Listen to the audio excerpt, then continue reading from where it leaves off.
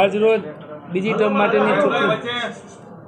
માટેની ચૂંટણીમાં ભારતીય જનતા પાર્ટીના પ્રદેશ પ્રમુખ માનનીય સી.આર. પાટીલ સાહેબ, ગુજરાતના મૃદુ અને મક્કમ મુખ્યમંત્રી માનનીય ભૂપેન્દ્રભાઈ પટેલ, પ્રદેશના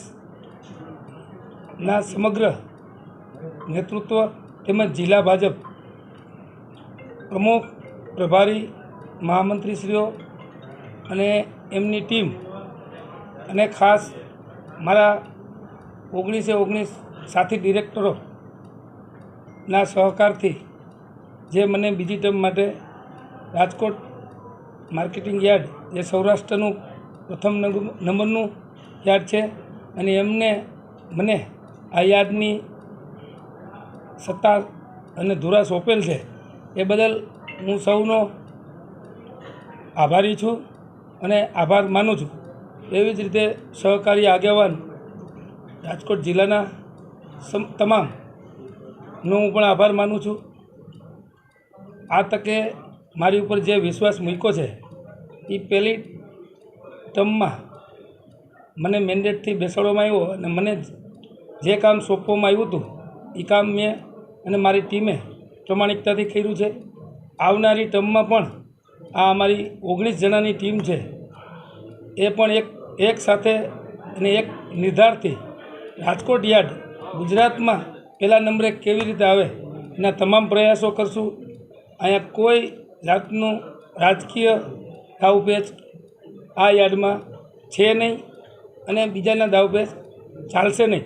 માત્ર ને માત્ર ભારતીય જનતા પાર્ટીના જે વિચારસરણી છે અને અંતિમ લોકો સુધી, ખેડૂતો સુધી, મજૂરો સુધી જે લાભ મળવો જોઈએ સરકારનો, યાર્ડનો, એ તમામ લાભ આપવા અમે કટિબદ્ધ છીએ. અને મારી ટીમ મને જે ગઈ ટર્મમાં પૂરો સહકાર આપ્યો હતો એવો જ સહકાર બીજી ટર્મમાં આપશે એની મને ખાતરી છે. આગલા 2.5 વર્ષમાં કયું મહત્વનું કામ કર્યું હતું, હજી શું કામ બાકી પૂર્ણ કરશો? ખાસ ગઈ ટર્મમાં જે માલ રાખવાની જે સગવડતા યાર્ડમાં નહોતી, થોડી ગુંડાગર્દી જૂના યાર્ડમાં હતી, એ શેડ અમે બનાવી અને 15 વીઘાનો જે શેડ અમે બનાવ્યો છે એ ગુજરાતમાં આવો શેડ કોઈ પણ યાર્ડમાં એટલો મોટો છે નહીં. અને એ શેડથી અમે અમારી આવક વધારી શક્યા છે. ખેડૂતો સૌરાષ્ટ્રના અને રાજકોટ, લોધિકા, પડધરી તાલુકાના ખેડૂતોને આ યાર્ડ ઉપર જે ભરોસો બેઠો છે એ ભરોસો કાયમ રહેશે એની હું ખાતરી આપું છું. સબ યાર્ડમાં જે ગુંડાગર્દી અને જે અગવડતા હતી એ અગવડતા સંપૂર્ણ નાબૂદ કરી છે. અને હું ખાતરીથી કહી શકું કે ત્યાં કોઈ પણ નાનો માણસ આવે એને કોઈ કનડગત નથી. અને મેં કાયમ હું મેસેજ દ્વારા કહું છું, કોઈને પણ ખેડૂતોને કે મજૂરોને કે દલાલોને કે વેપારીઓને કે લોકોને કાંઈ પણ તકલીફ હોય યાર્ડ બાબતે તો મને સીધો સંપર્ક કરી શકે છે. અને એના માટે 24 કલાક મેં નંબર આપેલ છે. એ આજની તારીખે પણ મારા નંબર રાતે પણ ફોન કરે તો ઉપડે એ એમને ખાતરી બેઠી છે. અને એથી આ રાજકોટ યાર્ડમાં જે લોકોનો વિશ્વાસ બેઠો છે એ વિશ્વાસ હું અને મારી ટીમ, વાઇસ ચેરમેન વિજયભાઈ અને સાથી ડિરેક્ટરો કાયમી જાળવી રાખશું એની હું ખાતરી આપું છું. ગુજરાત પ્રદેશ ભાજપ સમિતિ દ્વારા ગત બુધવારના રોજ સી.આર. પાટીલ સાહેબ, પ્રદેશના સંગઠન મહામંત્રી રત્નાકરજી, સૌરાષ્ટ્ર ઝોનના ઇન્ચાર્જ મહામંત્રી વિનોદભાઈ ચાવડાની સૂચનાથી ગત બુધવારના રોજ માર્કેટિંગ યાર્ડના તમામ સભ્યોની સેન્સ લેવા માટે પ્રમુખ અને ઉપપ્રમુખને નિમવા માટે સેન્સ માટે આવ્યા હતા ભાઈ પ્રદીપભાઈ ખીમાણી, હસમુખભાઈ હિંડોચા અને અમીબેન પરીખ. આ ગુજરાત પ્રદેશના આગેવાનો તમામ સભ્યોને વ્યક્તિગત પણ મળ્યા હતા અને જેમને સામૂહિકમાં મળવું હતું એમને સામૂહિકમાં પણ મળ્યા હતા. અને આ બધે અહીંથી તમામ સભ્યોની જિલ્લા ભાજપના પ્રમુખ, મહામંત્રી, દરેક મંડળ એટલે કે લોધિકા અને રાજકોટ તાલુકાના મંડળ પ્રમુખ, બંને મહામંત્રીની સેન્સ લેવામાં આવી હતી. અને આ બધી વિગતવાર રિપોર્ટ ગુજરાત ભાજપ પ્રદેશ સમિતિને સુપ્રત કર્યો હતો. આ રિપોર્ટના આધારે તમામ પ્રદેશના આગેવાનોએ મનન કરી અને જે નિષ્કર્ષ પર આવ્યા હતા એના આધારે આજે જિલ્લા ભાજપ પ્રમુખ અલ્પેશભાઈ ઢોલરિયાને મેન્ડેટ અને વ્હીપ ત્યાંથી સુપ્રત કર્યા હતા અને જિલ્લા ભાજપ પ્રમુખ અલ્પેશભાઈ ઢોલરિયાને જિલ્લા ભાજપ પ્રભારી ધવલભાઈ દવે અને ગુજરાતના ભાજપ ઉપાધ્યક્ષ ભરતભાઈ બોગરાની સૂચનાથી આજે મેન્ડેટ લઈ અને મારે અહીંયા ઉપસ્થિત થવાનું થયું છે ત્યારે અત્યારે મળેલી બેઠકમાં તમામ સભ્યોની હાજરીમાં ગુજરાત ભાજપ પ્રદેશ સમિતિનો વ્હીપ મેન્ડેટ અને એ વાંચી સંભળાવવામાં આવ્યો છે અને સર્વાનુમતે તમામ લોકોએ આ નિર્ણયને વધાવી લીધો છે.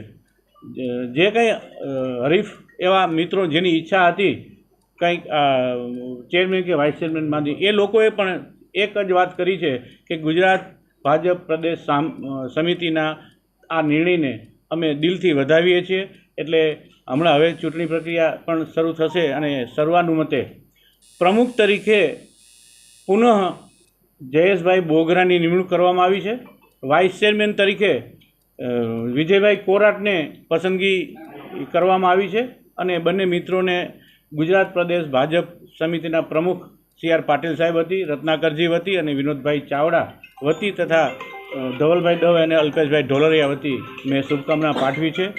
અને એક વાત સ્પષ્ટ છે કે રાજકોટ જિલ્લાની 3 મુખ્ય સહકારી સંસ્થાઓ રાજકોટ ડેરી, રાલો સંઘ અને માર્કેટિંગ યાર્ડ, અહીંયા હાલમાં કોઈ જૂથવાદ નથી. તમામ નિર્ણયો સર્વાનુમતે થાય છે, તમામ પસંદગી સર્વાનુમતે થાય છે ને પ્રદેશ ભાજપ વતી જે કાંઈ નિર્ણય આવે છે ને તમામ લોકો સર્વસંમતિથી વધાવી લે છે. આજે પણ અહીંયા જે માર્કેટિંગના સભ્યો વચ્ચે જે એકતાનું પ્રદર્શન થયું છે, જે આપ સૌએ પણ નિહાળ્યું છે, કોઈ વાદ નથી, કોઈ વિવાદ નથી, કોઈ જૂથવાદ નથી.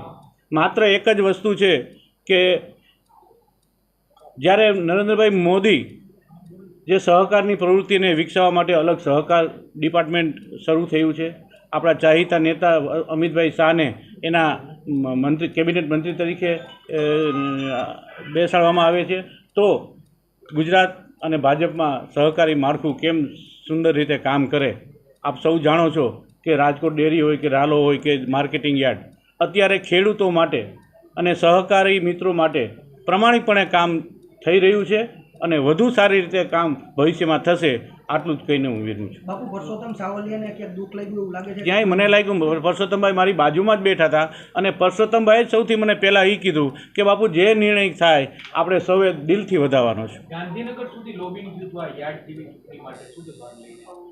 એ મને ખ્યાલ એટલા માટે લોબિંગ તો એટલા માટે લોકશાહીમાં થવું જ જોઈએ, કેમ કે સૌએ પોતાની વાત રજૂ કરવા માટેની પૂરતી તક મળવી જોઈએ. અને ગુજરાત પ્રદેશ ભાજપ સમિતિ માને છે કે જે કાંઈ છે એ એવા સારા વાતાવરણ વચ્ચે લોબિંગ થાય, રજૂઆત, એને લોબિંગ ન કહેવાય પણ રજૂઆત તો થાય.